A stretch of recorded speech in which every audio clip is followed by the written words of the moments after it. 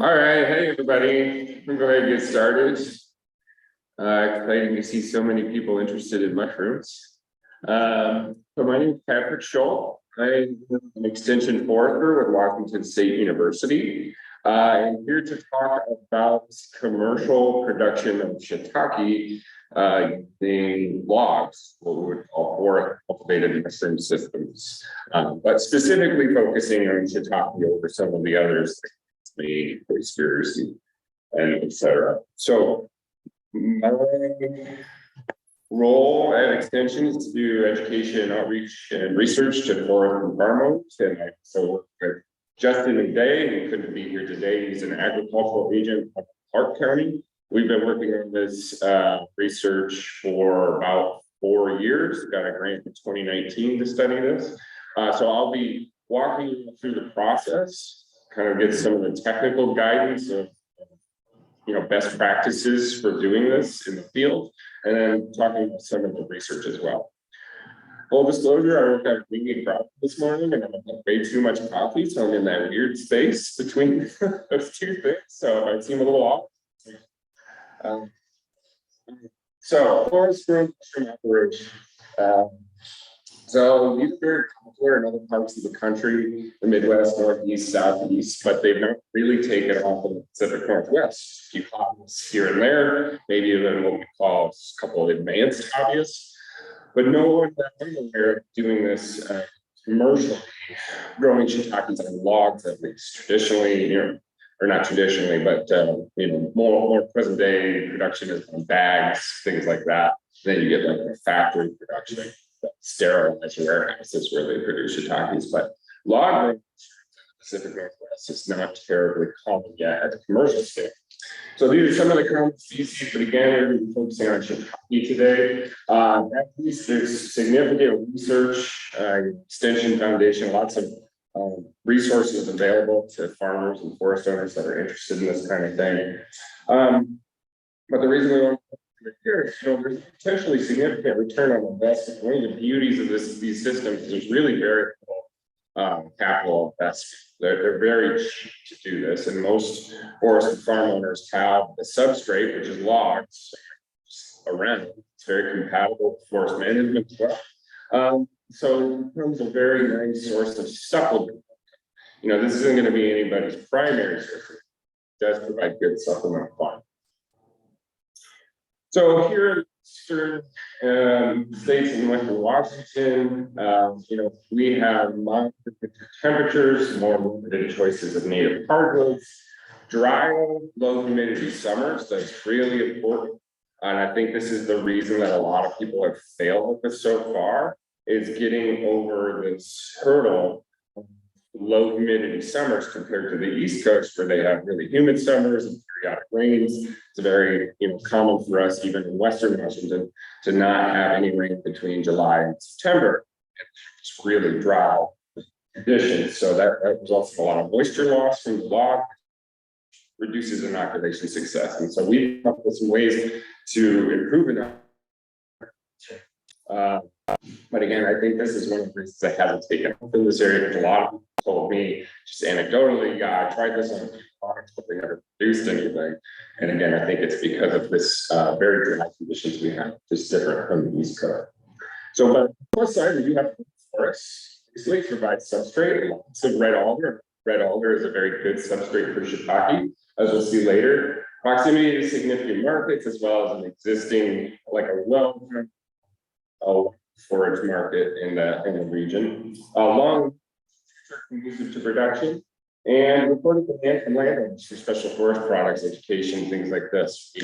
At Extension, we've done a number of needs assessments, and people are really, farm and forest owners are really interested in ways that they can produce supplemental income from low impact things. So it's not a lot of investment involved. All right, so discussing again, not organic systems, straw or hay beds or anything like that. So these systems kind of came out of China and Japan, and then translated to the eastern part of the country. Again, not really giving it to the Pacific Northwest like yes, something for lithium or no stuff. Great resources on this. So we did, I say we, really Justin, was kind of the lead on this research. He tried 4 of these mushrooms in the initial trials, but we really found Shiitake was the only one that produced reliably in a way that felt we could say to farmers and forest owners, you could do this, and it's predictable. You have a predictable harvest. So we'll walk through. Just got done doing this, and leading through a new trial, and actually just harvested shiitakes this weekend, on Sunday actually, from our trials. So it was all very fresh. So most of you know this already, but mushrooms, sacrifice, or this shiitake mushroom is a sacrifice, and it's really just eating, carbon, lignin, whatever's going, and the law. So it's feeding them dead. It's not going to be growing anything living. This becomes really important when we talk about timing and harvesting logs for substrate. So shiitake is also really no softwoods, unfortunately. So we really can't use any of the conifers. So this coast, these are some of the best to worst species to use for substrate. But that's the big question for us is, what about we have sweet them, many as they do back east, what works and what doesn't. And so more to come later. But first and foremost, you want to make sure you're not using, people always want to do this, they want to go, they see in the forest, but if it's anything, 2 months on the ground like that, it's probably already kinds of other fungus and stuff. And really, shiitake is not native fungus, obviously, and it doesn't outcompete our control fungi that's going to inoculate a log. So this whole game is just about tipping the scales, giving the advantage to shiitake. And if you're picking up the floor, it's been there for a while, it's already full of stuff. So really, that's not the method. It's also that moisture, which again is going to be really important. Moisture inside the log is like the most important factor in successful inoculation and with yields. So you harvest the logs while dormant before buds. I mean, theoretically, you could harvest the log and inoculate at any time of the year, and you might have a chance of inoculating. But this kind of a timing game, and the best time of the year is right before buds, late February, early March. One of the reasons for this is as soon as the sap starts running, you get a lot of slippage. So harvesting, right now, anytime, from mid-March to like July, trees are synthesizing with sap running, the bark's going to fall, be more likely to fall after you harvested them. And that's really critical for retaining moisture in the log. Once the bark falls off, you're really got no chance at maintaining moisture in there. The other part of this, the reason that you do, you do this in the spring, is that you're kind of leading into good temperatures for shiitake growth. It needs about 50 degrees. So if you were to say, okay, well, I'll harvest while the tree is dormant and do it in November, well, the shiitake is really not going to be growing during that whole winter period, and other stuff might be growing. So that's again where this timing thing comes into play. Getting it right before buds swell, regulating it, which should have a good chance to grow, in April, May, temperatures start. So we typically do this in bolts, 4 to 6 inches in diameter, 3 to 4 foot long. The main reason, smaller diameter dries out too quickly, also smaller length, it's going to dry out more quickly. Larger diameter, well, it takes longer to inoculate. Also, anything over 6 inches, lugging, kind of want to save your back. I mean, we'll get into this, but you're soaking these, you're immersing these in water, and you're having to lift them out completely waterlogged. So over 6 inches in diameter, things start to get really heavy, and it's just not as thick. Yeah, and the same goes for log. In theory, yeah, you can do a 10-foot shiitake log, but it's really not easy. So as I said, the rule stop before inoculation. So there's this period you're going up cutting in late February. What you're gonna do is you're gonna cut the tree and you're gonna drop it, you're just gonna leave it there. You're not even gonna buck it up yet. Because you don't want to accelerate moisture loss, but you do want to sit out there for 3 to 4 weeks so that any of the antifungal compounds that trees naturally produce die out and aren't going to attack the shiitake if you were to inoculate it right. So we say 3 to 4 weeks, and then you have this inoculation sweet spot where the antifungal compounds have died off, but before other stuff has moved in. So in that 4 to 8 weeks after cutting the tree down is when you start doing and again, that's really where it hits all these 3 points. Again, wood being, or the internal moisture being very high, just really important. So moving logs off the forest floor, some reduced risk of colonizing, keeping sun, winds, and an area that's humid but wet. You're always going to tone them, and always mind the bark. You don't want to just be throwing them around. Be pretty gentle with these, so that you're not scraping any of the bark off. All right, so it's pretty easy, and looks like I screwed up and put the video of the background pictures, but it's not critical. So everyone wants to use the plugs, the little dowels that you just hit in with a hammer. Some of you may have used those or seen them. But we were in sawdust, and that's what you can see right in here. And it comes in bags, and I think it's like a 5-pound bag, I want to say, and a 5-pound bag will be about 12 to 15 logs. So you get your bang for your buck, is what I'm saying. The little dowel peg things are a little more expensive per log. Also, they're harder to get flush with the hole you create in the log, and so they stick out just a little bit.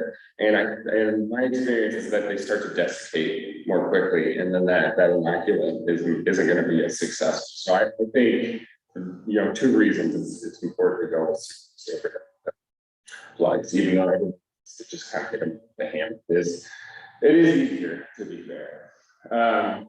So yeah. You can order these places to order them, and it's supposed to, give preference to any company over any other. It's really only one company doing shiitake at scale and offering different variety of strains, and that's called Field and Forest Products out of Wisconsin. We get all of our spawn from them because they just have so many different strains and varieties of options. Whereas if you go Fungi Perfecti, for instance, they only have one, and it's a cold weather strain, which I'll get into. The cold weather strains don't do very well here, based on our research. So there's a quick video of me this year doing some trials, inoculating the others. Keep in mind, you'll move a lot quicker when you're doing it. And I'll show you some tips and tricks, things that can make it faster. But it's really simple. You got your sawdust. You have to use that tool right here. It's like a $30 tool, but it's just a little thumb activated with stuff that you need. So this is the basic slide. The basic steps here are drill. You're drilling a whole bunch of holes at the hole. You're filling up the spawn, sealing it with grade wax. And in that way, we're just giving the advantage to shiitake to fully. So you knock rows that are 4 inches apart, and the rows are about 3 to 4 inches apart. So you have a row for basically every inch in diameter. If you have a 6-inch diameter row, you're going to have about 6 rows. And again, you set them so that they're kind of like that. And this graphic is using those tags, but again, it's so yeah, this question was great. The more likely you are to have installation success, but then you also have to kind of pencil that if you're using more spawn. So we're testing 2 different methods right now. It's 3 inches between rows, 4 inches apart within rows. We're also going to be trying a 2 inches between rows and 9 inches within rows, thinking that maybe the shiitake actually does a better job of down the length of the log, it has a harder time going across the log. It's just a theory of ours. So we might be able to get away with using one spawn, having 9 inches within the row, by having 2 inches between them. So that was part of the problem this year. So when you're doing this, the inoculation setup's really key because you want things to be easy. Anything you can do to make your life easy during this, great. And invite your friends or 2 friends, really. It works really well for a 3-person sort of assembly and setup. Ideally, it's going to be here.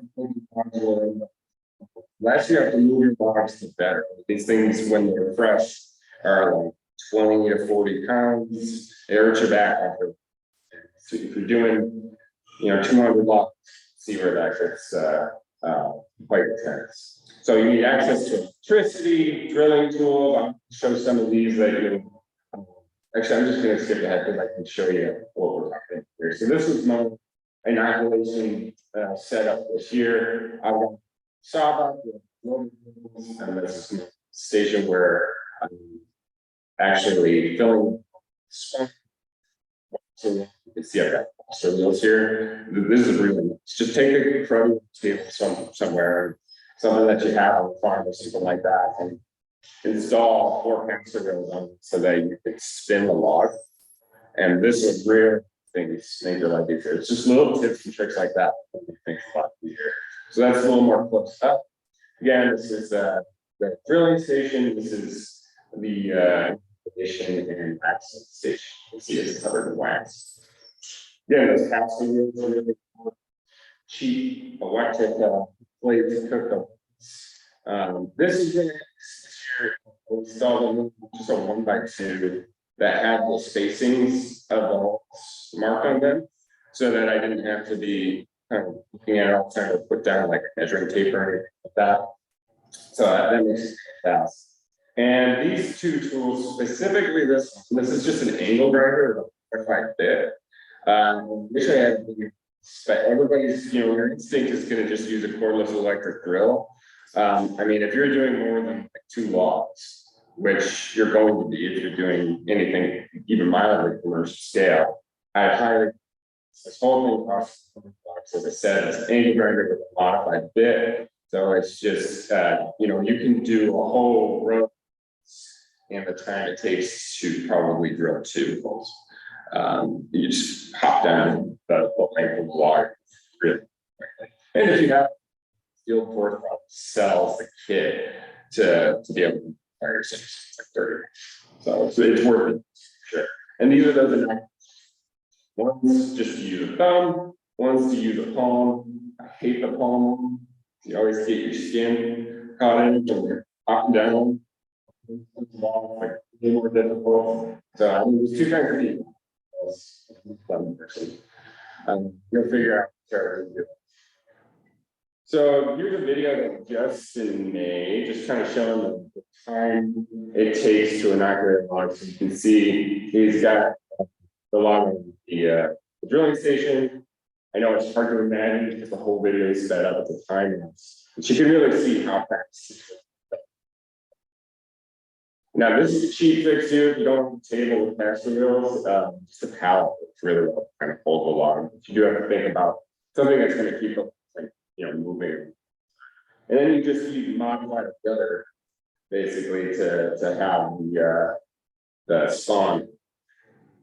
And this is where really it helps to have a person at the station doing this. The holdup is usually the spawn because waxing doesn't take needle grinder, drilling doesn't take. So he did some math and he found that when you're really cooking, you can do about 1 for every 13 and a half minutes. And he was kind of generous with that estimate. I think you can actually get that down. But think about having additional people help you.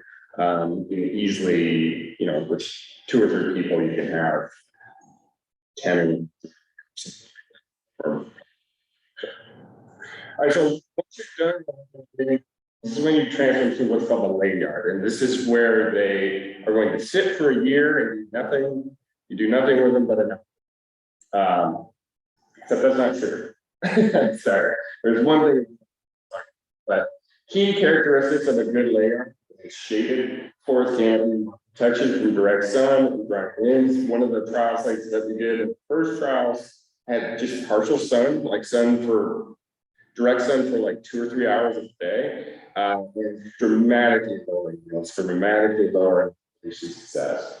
There is theory, hardwood shade being better than conifer shade, or at least hardwood shade being better than cedar shade. So I had some research that actually were cedar shade, and what I found, the data showed that they were significantly drier, and I think the rain couldn't get to them during the winter because the canopy was just too dense. And that winter recharge from the rains is really important for log moisture. So hardwood shade, I think, is really great for that because it allows good recharge in the winter, but also good shade and protection during the summer. So the north face, obviously, some of these things are going to be intuitive, and it sort of increases the relative humidity.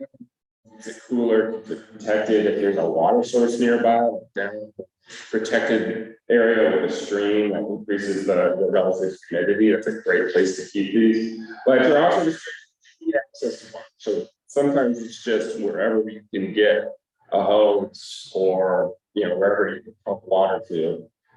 That sometimes is your. So, and what we're trying to do here is avoid long getting below 30% in the log. If it gets below 23%, the shiitake is pretty much dead and you've failed at it. So as I said, you spawn occurs after you've drilled your holes and you seal them with the wax. And it takes a full year. And you're just waiting for them to successfully emerge the log. Again, as I said, trying to avoid during this period is really critical. You don't allow it to get below that 23, really 30% moisture content mark. This is where our dry summers come in. That's the reason that many farmers have tried this and failed. Because traditionally, with the spawn run, you've been inoculating logs, put them out the spawn run. You don't worry about covering them. You don't worry about doing anything with them. You just put them out there and come back a year later to start force proving them. Talking about how. Here, again, these are our very dry summers. What we've learned is that we need to do some moisture management. We tried several different kinds of moisture management trials.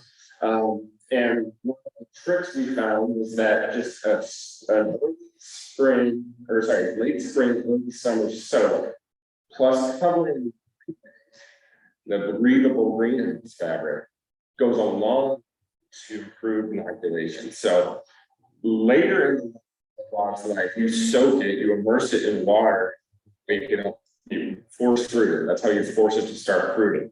And it's very counter to best practices in the eastern part of the US to be soaking it in the first year, but we found that that's actually the only way to ensure that it has sufficient moisture to get through the summer and avoid getting that critical moisture content level. So we found that is actually really successful, and it's a pretty easy trick because you're going to be soaking them anyway next year, so you're going to have a structure.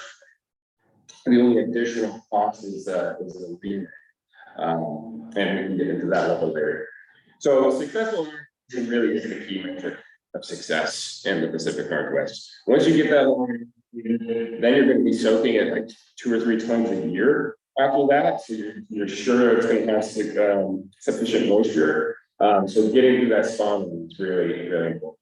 Now, you can't always tell. That's why we pretty much just follow the year. Some of the strains we get of shiitake that are particularly aggressive, a year is with the cold weather strains, maybe not. Sometimes after a year, you can start to see the ceiling growth heads, but it's not necessarily the best indicator because sometimes you don't see it, but you'll still be able to get a harvest. And you can see the patterns clearly. The ceiling is growing where they were. This is one of the things that leads us to believe that maybe the mycelium is an easier time growing the length log than the width. All right, so here, and well, yeah, so you inoculate, you soak them in June, and then you cover them in remay, you let them sit. You actually need to take the remay off in the winter. It's important to allow the winter rains, to recharge the log. And then you come back in May, June, whenever the nighttime temperatures are getting close to 50 degrees. Doesn't have to necessarily be above 50 degrees, but that's what's best for shiitake. That's when you start force fruiting. And you're soaking them in water in these tanks like you see here. And what this does is it's really, the theory is it's not necessarily water, it's the temperature change. You're forcing a really rapid temperature change on the log, and that's what kind of wakes up the fungus to start producing fruiting. There are other ways to do this in Japan and even parts of the eastern US. They hit it with, and some of you may have heard that before. That kind of wakes up the log. But again, we need that water, we need that emulsion. So we don't try. I mean, you can try obviously, but rely on hitting it with a hammer when you really need to be recharging it periodically throughout the summer. So you immerse it in cold water for 24 hours. We just use these livestock tanks, take a couple of 2x4s, and then I use a couple of straps on the other side to make sure that the tank doesn't bow. Because trying to immerse these logs there's a lot of force trying to come up. So you really need using straps and 2x4 that, or else they will pop up and hit you in the face. That's good fun. So once they've been soaked, you should start seeing, once you pull them up, put them in an A-frame, which will show in a second, you'll start to see little pinheads in about 2 to 3 days. And then in 7 to 10 days, you should be ready for a harvest. And then you need to let the log sit between soaks about 7 to 8 weeks. So considering temperatures in our summer conducive for mushroom growth, usually you can get about 3 harvests per season for the log. And then average log production, we don't know. We suspect it's somewhere between 3 and 5. We're harvesting in our 4th year of initial trials now. The logs are still running strong. And I know some hobbyists that have gotten 7 years out of it as well. So it is working the best. 1 year, you get up to 7 years of production. That's pretty good. So we talked about different strains of shiitake. There's cool weather, and warm weather. And basically, this is just referring to the temperatures that the particular strain likes to fruit under.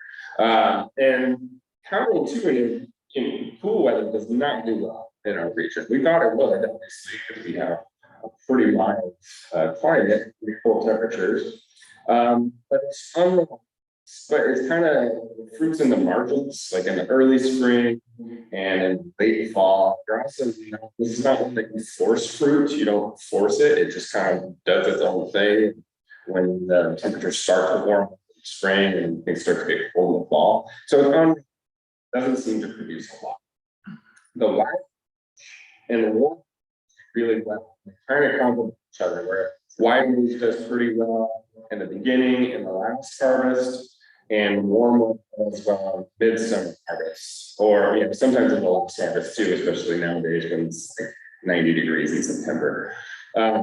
So you pick them when they're fully ripe. Kind of see it here. We see when the cap is still slightly curled under. Once it's like fully splayed out, it gets kind of mushy and the texture isn't as good. So you want to get it right before the cap, splays out. But a lot of times you're going to become harvesting the whole log at once. So you're going to get some mushrooms that are a little under, some mushrooms that are a little over, just because it's kind of intensive to be coming back every day and picking the right ones.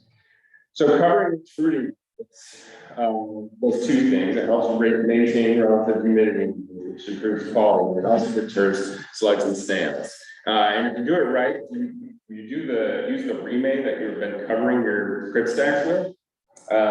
You can fold them over your A-frame to keep out, fungus gnats and stuff too. So it's a really double effective to reduce your pest pressure as well. So I didn't actually have a picture of it, but I think you guys know what it is. Basically, you're just standing logs up against each other. I just use two T-posts and a 2x10 that I strapped to the T-posts, and you sit them up against each other. Just because putting stacks after harvesting, it's really difficult to get in there and get the mushrooms. So you want to have easy access. Oh, sorry. So in terms of marketing consideration, I think this really would be most efficient for farmers that already have a crop share. I think that, this is something that can really fit the CSA really quite easily. But marketing is forest grown, impact. These are all things that can improve the price points. The bagged shiitakes that you get in the grocery store these days are like 12 or 14 bucks a pound. So we suspect you can get anywhere between 12 and 20, depending on how you market it. Again, marketing it as forest grown, low impact, that kind of thing, local. It doesn't get we haven't explored organic certification, but it's really hard to argue. Very good. And looking at the how things pencil out, as I said, this is a really, really cheap system to invest in. And a lot of the stuff I'm currently at chainsaw, right? Most farmers and forest owners are going to have a chainsaw. This is the cost of a $300 start. And now, if you think about it, start with $300, probably be adding logs every year. So you did 300 logs to start, and every year you add 50, or maybe you add 100, depending on how ambitious you are. Thinking that I'm going to get 5 logs or 5 years off each log. How many you ultimately?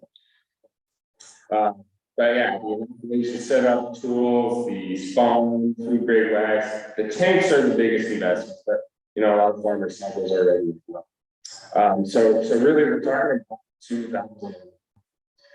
Really minimal space required too. All of my trials are just on the margin of the property next to a road, but there's good shade and it's a good layout. So, but it doesn't take up space out. There is labor costs, obviously, and a lot of that labor is front loaded with the inoculation. After that, it's much easier for sure, but you are going to be again getting logs probably every year. There would be an additional cost of a dehydrator if you want to sell them, dry. But the mushrooms, shiitake, if you put them in a brown paper bag in the fridge, they'll last like 3 to 4 weeks. They actually hold pretty well for sure. So, for selling them in a CSA market or something like that, that's pretty good. Now, expecting 13 grams of mushrooms per log per harvest. That's 3 harvests a year. Basically, it's a little less than a pound per log per year, 300 logs. You would get about $2,700 at $12 per pound. So you get a return on your investment in the first year, and see those logs continue to produce. And a lot of this equipment you're keeping right here, you're not going to buy each year, except for like the spawn and stuff like that. So yeah. So again, that we may be able to get more. But we're kind of working now as part of our next phase is we're mentoring 10 to 12 small farms to develop these systems and market them. So in the next 2 years, we'll have a better idea of what kind of price point they're. And this is that big thing, but this is Japan. So this is the scale of doing this here in the but it's kind of to look at. All right, so Eric understands this, but most farms in the forest, this is a way of income. And again, this is something that we know from needs assessments is that farmers are looking for sort of low impact investment ways to make supplemental income, produce high value products, and this qualifies that. It also fits in with forest management. You gotta understand that it's thinning. You always do. So I mean, it's just no. Everybody's gonna have substrate for sure. And it's not really intended to be a small. This system doesn't scale very well. If you think like, oh, do 3,000 logs, you're looking at getting a forklift and big tanks and stuff. So it really is intended as like a supplemental income, adding value to your existing system. But again, clearing all the timber required timber being harvested, and simply no barriers. So it's kind of sense, it's not going to be a game changer financially for most farms, but it is going to diversify their system and hopefully bring in some values. So I'm going to switch gears and talk about research a little more specifically, and I'm going to move kind of fast through this. So this is the initial trial setting, as I mentioned. So I was running salad trial, I seen the trial in Vancouver. When I mentioned he was trying to maintain moisture, I think he was trying to stroke aquarium the one at some point, but really found that they were invest a lot of time, producing resources and stuff. It was kind of so in these trials, four different substrates, 4 different species, looking at a few different moisture management regimes and strains as well. So for the substrate, we looked at red maple sweet cherry, so not our native bitter cherry. This is more of like the feral cherry that's everywhere all over Western Washington, and gray oak, also not native, but since it's a lot of down just in Vancouver. I don't see a ton of this up where I've been here, but we think it would be an active approach as well. And Gary, so we tried a work, and actually this is we learned later the CS41 is a cold. So we actually tried 2 cold strains, a warm. And CS41 is the strain that fungi affect cells. And then we tried covered some irrigated columns with misters, immersive soaking during the farming. That's what we were talking about before, soaking in the first year, and a control. Again, but the main reason we're doing this is just looking at the different climates between, the eastern part of Vancouver. Anybody that grew up in western northeast knows it's 90 degrees in August, but it's just like 90% humidity. So that very, very low.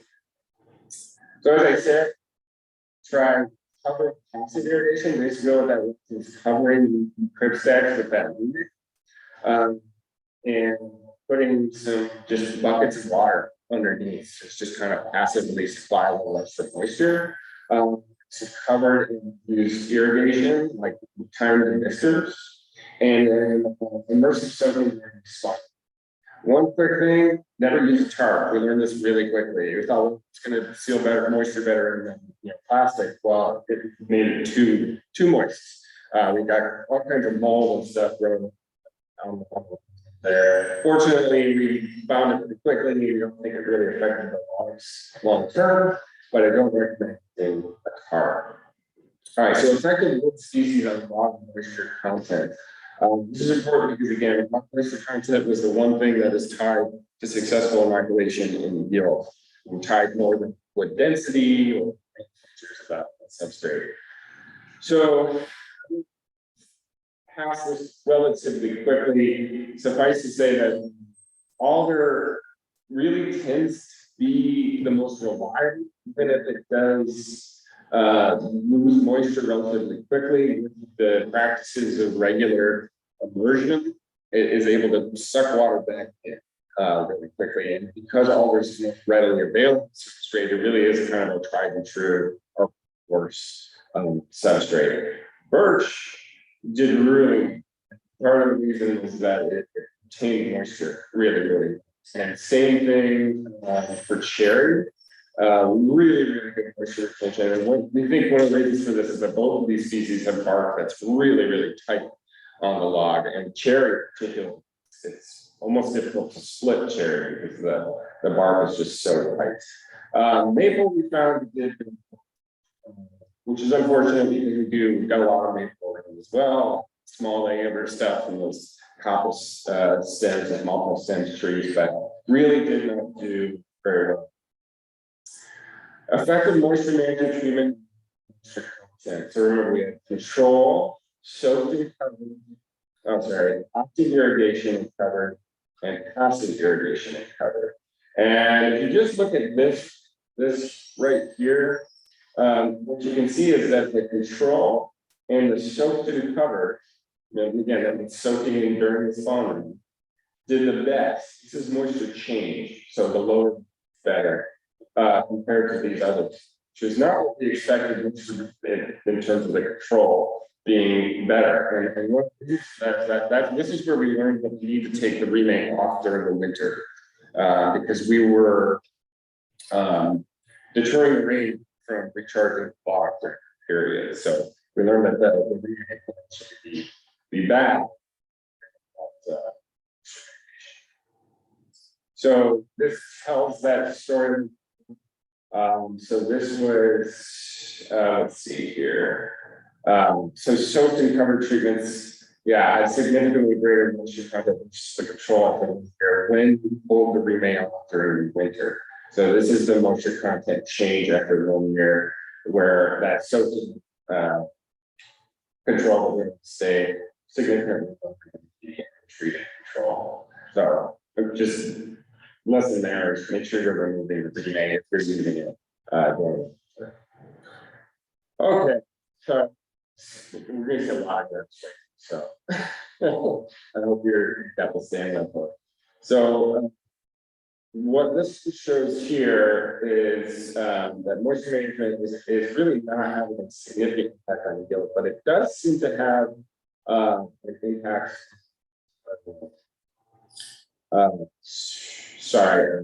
Successful installation.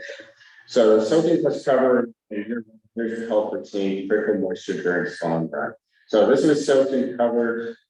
This is the first harvest right here. This is the number of a proportion of producing logs. So obviously you got 26% here compared to a 42% in the control. And 26% isn't great.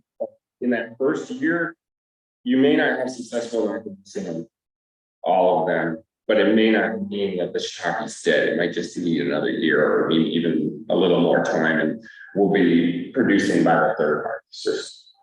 All right, so defects of the substrate. This is where we talk about which substrate is best. Again, that birch in here was excellent. It really kind of blew over maple and everything out of the ball. Alder was still pretty good, and again, being where folks can work cards. Now, if we compare the numbers to Eastern U.S. average log per harvest in the first year, 13 to 227 grams, we're already seeing it.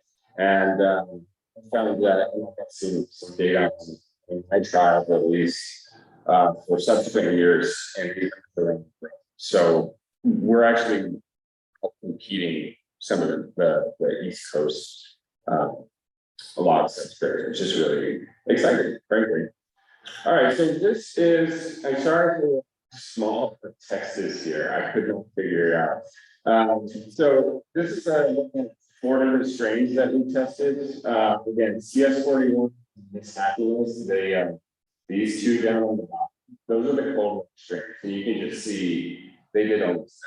And it's not to put all that labor into inoculating these, just to have a little bit of church on the margin too, or the fringe of the seasons. Now, this is covered. This is on you've got covered on the left. We have covered. And this is over the course of 3 years. This is the last 3 years of harvest. And you can see, the covered logs really get starting to trail off.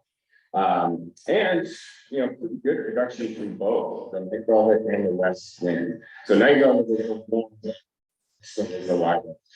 If you see the Night, then you'll know it's called that. It's okay. All right, so this is just looking at yields again, just noting that one strain has its peaks. This last one, you kind of have to make an exception because last year it was so cold last spring that I didn't do a first harvest because it was still like barely getting into the 40s in June. So I just did 2 harvests. But you can see that where it's a wide range tends to be a little more consistent throughout this. All right, this is where I want to talk about the layer. Lacey was our sunny site, about 2-3 hours of sun during the day.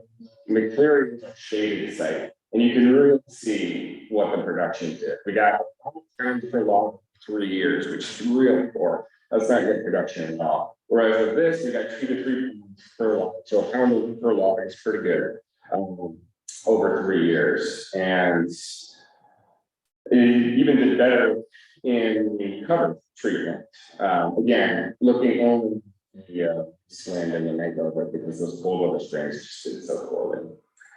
This is really success, just number of producing lots, whether they produce anything at place. Again, sunny site versus the shaded site, you can see we had 100% successful installation on both of these 2 strains, the Nitro and Westland. So those are hard. But when you look at failed application, most of it is the blue failed. Most of it's at that Lacey site. So again, importance of